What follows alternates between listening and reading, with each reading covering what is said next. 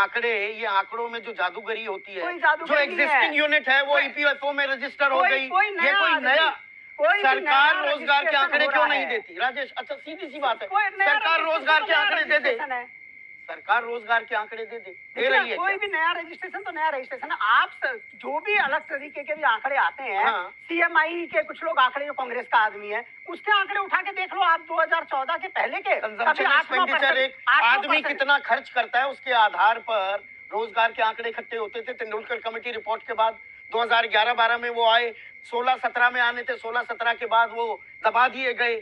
उसके बाद कोई सरकार ने औपचारिक तौर पर, आधिकारिक तौर पर रोजगार का आंकड़ा जारी किया है क्या? देखिए, मैं आपको बताऊं, ईपीएफओ तो सब कोई मानते ही है, और तो हर महीने के आंकड़े होते हैं, कभी ऊपर जाता है, कभी नीचे जाता है। एक चीज मानने की जरूरत नहीं है, ईपीएफओ हर महीने दर महीने बढ़ा है। आप 2022 का मैं सारे महीने का देखा था, हर महीने का एवरेज 15.75 लाख है। अगर मैं पूरे साल का एवरेज लगाऊं तो अगर हम 15.75, तो साल के 1.5-2 करोड़ की नौकरी अभी फॉर्मल सेक्टर से जनरेट हो रही है।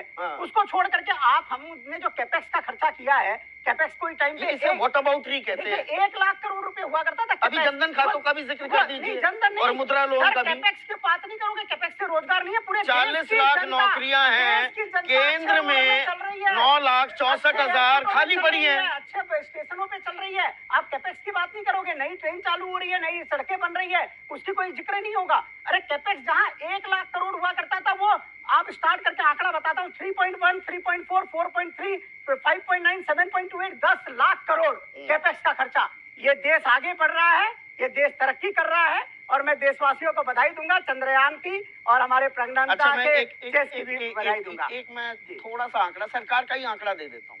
मिनिस्ट्री ऑफ स्किल डेवलपमेंट, सरकार ने ही माना था 2014-15 में कि 40 करोड़ की जो हमारी वर्कफोर्स है, यानी कि जो लोग काम करते हैं, उनमें 29 करोड़ 82 लाख अनस्किल्ड है, कौशल नहीं है उनके पास।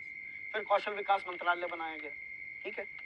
स्किल मिनिस्ट्री ने 2018-19 में 20,40,206 लोगों को प्रशिक्षित किया। इसमें नौकरी लग गई 7,04,000 की, 35% का आंकड़ा, बड़ा अच्छा आंकड़ा। फिर 2019-20 में 45 लाख के करीब लोगों को प्रशिक्षित किया, 6 लाख की लगी, 13%। 2021 में ये 19 लाख पर आ गया आंकड़ा, 2 लाख की नौकरी लगी, 11%।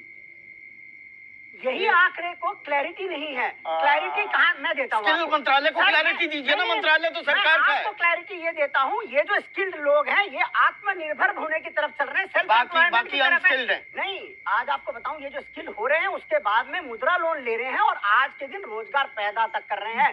40 करोड़ का आंकड़ा है जो मुद्रा लोन दिए गए हैं। 40 करोड़ में से 95% लोगों को शिशु लोन दिए गए हैं, यानी कि 50,000 से कम।